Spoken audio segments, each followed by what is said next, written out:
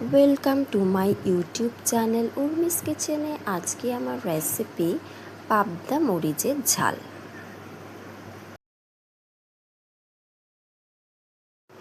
এর জন্য পাবদা মাছ ভালো করে ধুয়ে নিয়েছি, এবার ম্যারিনেট করে নেব। এর জন্য মাছেতে নুন, অল্প হলুদ আর মরিচ গুঁড়ো দিয়ে দিলাম। দিয়ে আমি এবারে এটাকে ম্যারিনেট করে নেব। সমস্ত মাছেতে ভালো করে 2 পিঠ মাখিয়ে আমি রেস্টে রেখে দেব 10 মিনিট।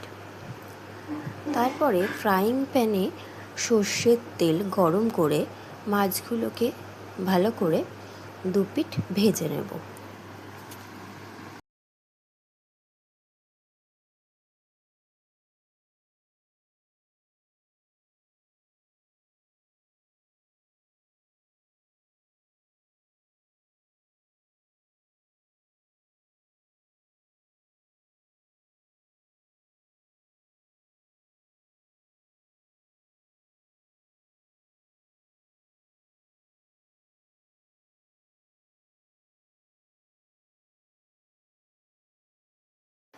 মাছ ভাজা হয়ে গেছে। এবারে আমি ওই ফ্রাইং প্যানের মধ্যে 2টো মিডিয়াম সাইজের পেঁয়াজকে একটু বড় করে কুচি করে মোটা মোটা করে কেটে নিয়েছি। সেটাকে এবারে এই তেলের মধ্যে ভেজে নেব, বেরেস্তা তৈরি করে নেব।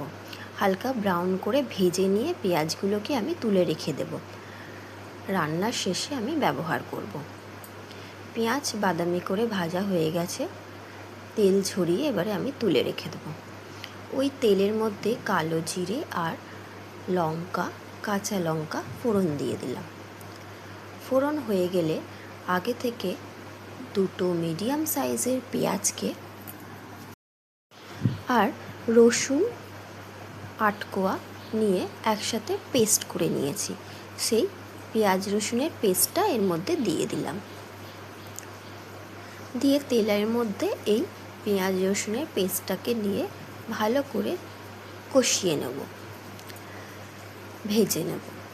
ভাজতে ভাজতে আমি এর মধ্যে একটু তেল কম মনে হচ্ছিল বলে আর একটু তেল দিয়ে দিলাম। দিয়ে এর মধ্যে আমি আরও কিছু মশলা দেব। কিছুটা ভাজা হয়েছে, এইবারে আমি এর মধ্যে আদা বাটা দিয়ে দেব, 1/2 চামচ মতন আদা বাটা আর কাঁচা লঙ্কা 2টো চিড়ে দিয়ে দিলাম। জিরে গুঁড়ো দিলাম, রঙের জন্য একটু কাশ্মীরি লঙ্কার গুঁড়ো আর কসুরি মেথি, আর 3 চামচ মতন মরিচ গুঁড়ো দিয়ে দিলাম।